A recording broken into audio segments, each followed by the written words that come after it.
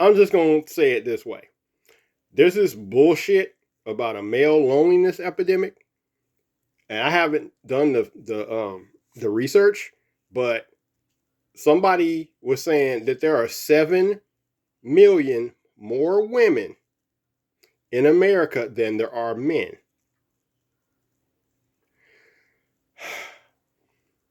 As I posted on a YouTube post, when I went to Hampton University, which was an HBCU, there were 7 girls to every guy.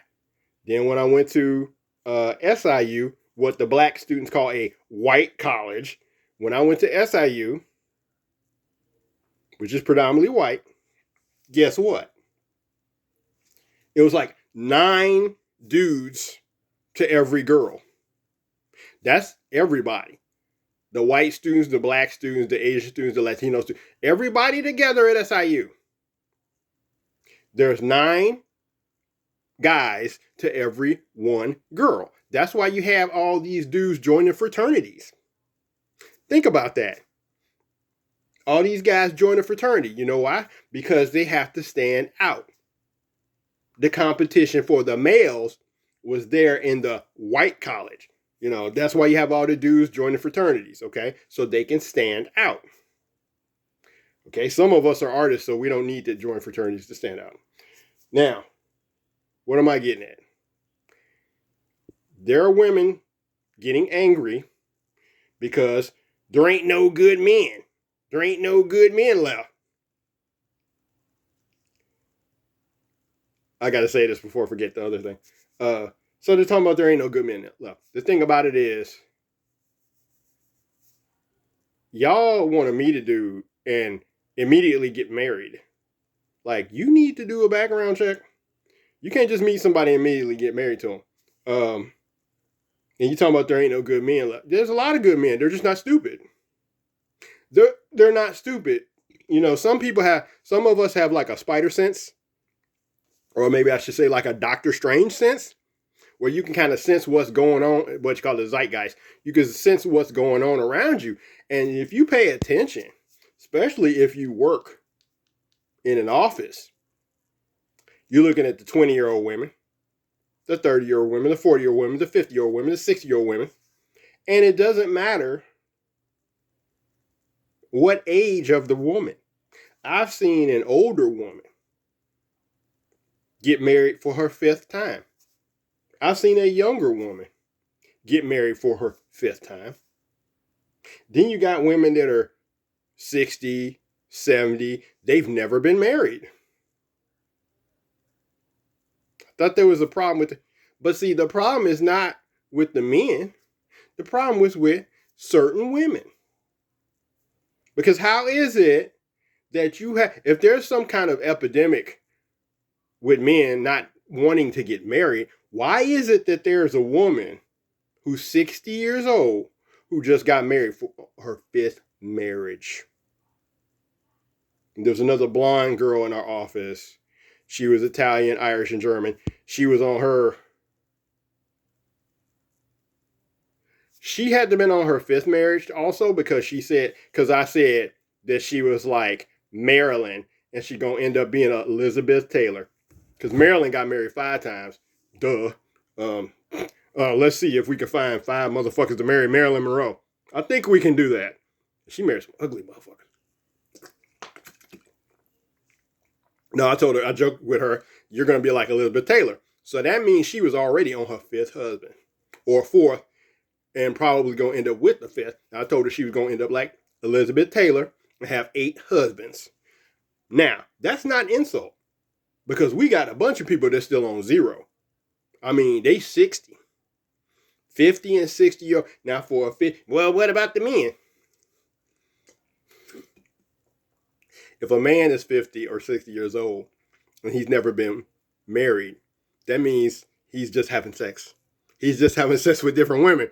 Because y'all are the ones that seem to have a problem. I can get married any day of the week. I can get married. I am notorious for just going to the mall. But see, I don't do that shit no more. Last phone number I asked for was a girl at the credit union. And she was Japanese. No, What happens with me is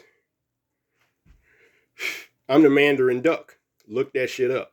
I'm the Mandarin duck. The Mandarin duck is rainbow colored. It sits down in a field, and then all these brown ducks surround him, and he just sits there. The last 3 phone numbers I got, I ain't asked for them. One girl in my office, she took my phone and put her fucking phone number in the goddamn phone. Then I was drawing at Dunkin' Donuts. One time this girl came up to me, this hippie type chick. She gave me her card. I didn't understand that was supposed to be, she was trying to like hook up with me or whatever. Then somebody else, I was minding my, oh yeah. On Instagram, this is not bragging, this is fact. Instagram, this girl in this other country saw me and she made me get WhatsApp so we could video chat. And that wasn't no catfish because she got naked for me on WhatsApp. Nope, real talk. She showed me everything. And I did not ask for her phone number. And also, not to brag, this is what I'm saying when women talk about, oh, these guys are trash. Yeah, I'm such trash that a porn star gave me her fucking phone number. And she fucking texted me. And she fucking messaged me on Twitter. If I'm a loser, I'm going to continue to be the type of loser I am. I'm about to get a master's degree in 6 months. I'm going to get, wait, let me say it again. I'm about to get a master's degree in 6 months. So if I'm a loser, I'm going to continue losing the way I lose. Shit, I'm losing by producing everybody's fucking movie and writing a TV show and a movie at the same time. One thing about, see, now I'm going on a tangent, but I have to say this real quick.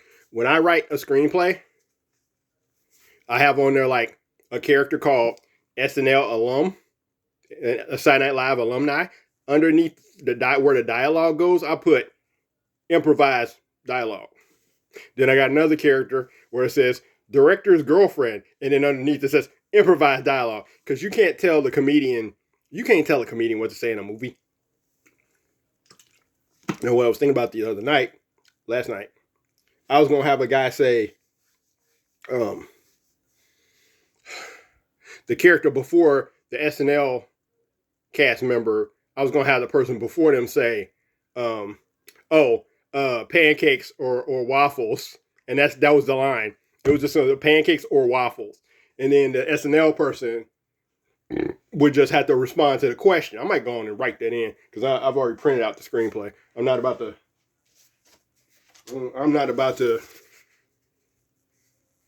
It's already printed out.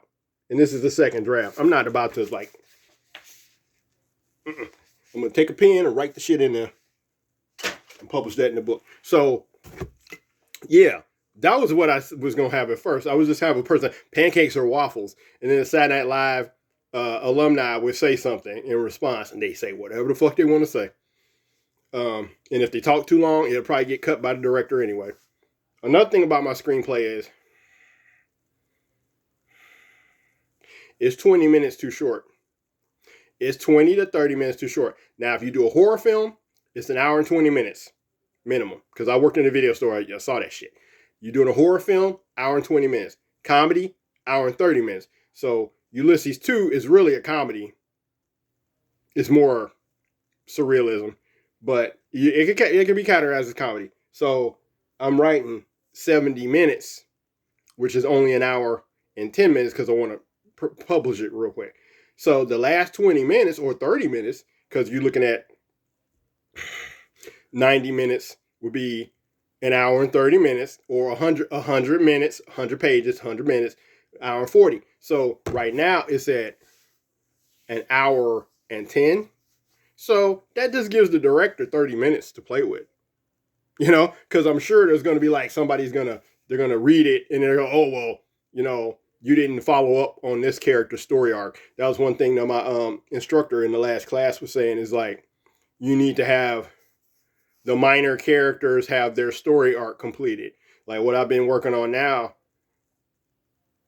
Okay, so the male characters are Odysseus and his crew. So they follow the path of Odysseus in the Odyssey. Okay. The female character, it's in the present time. The female characters, I didn't get to their parts. You know, you're introduced at the beginning and people are like, oh, y'all didn't see you with the girls. Like, yeah, we got to turn the paper in at the end of the week. We got to turn the homework in at the end of the week. So it's like, I can't write the whole, you know, thing for everybody every week. So yeah, I did the primary outline, followed the boys in the story. So now, what I've been writing is the stuff for the girls at the convention, and all it's been is the girls do, while the guys are doing the stuff from the Odyssey, the girls are doing regular shit like they check in at the hotel, they go to the hotel room, they go to the mall, they go to the food court to eat. You know, they're arguing about the food. Well, not arguing, but they're making comments about the food. And then they go. So basically, the girls in the screenplay are doing normal shit that you would do when you go to an anime convention. The guys are actually following the myth. The girls, they could do whatever. It's like they got their own movie going on. Because the alternative was Penelope, you know, in the Odyssey, she just sat at home. Penelope sat at home with their son. Now, instead of having the son, because these are younger characters, I have this guy, Elpe. He is a analog for the son of Odysseus, and he just runs around with Odysseus and Bond. He runs around with those two guys, so those three guys run around the convention, going through the parts of the Odyssey. But yeah, all the stuff for the girls that I put in there, this is regular shit you would see at a convention, which is fine. But yeah, I mean, you got an hour and 30-minute movie. So when people are complaining, well, you don't have enough stuff for the girls to do, it's like the thing was 36 pages. It was only 36 pages. It's like, dude, the movie is like, 100 pages.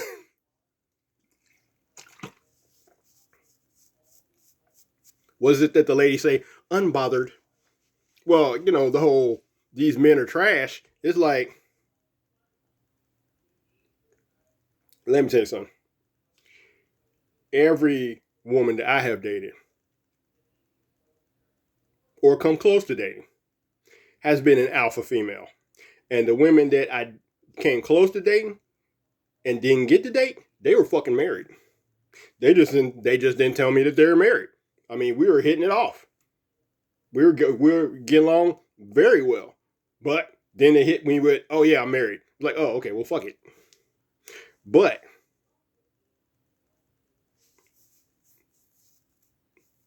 I'm not one of those people that have a problem with like getting someone to marry me. I look around, where I work, and it's like, I told my dad when he was alive, of course, you can come into my office and point out the women that are not married.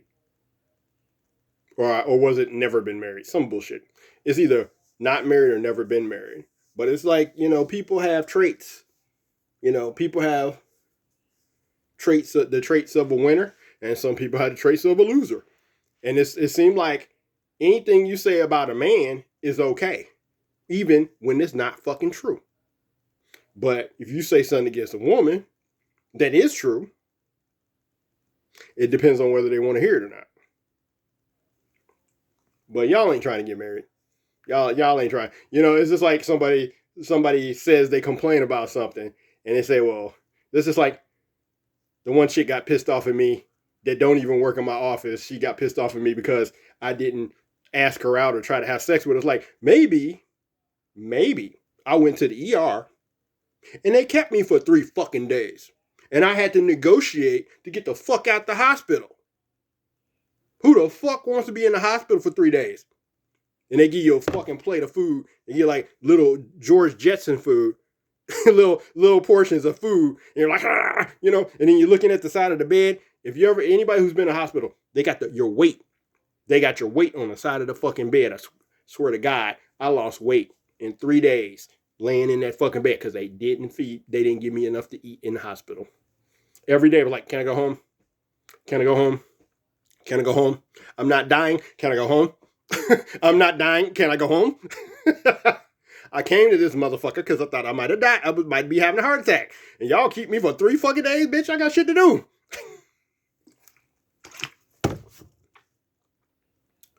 Anyway,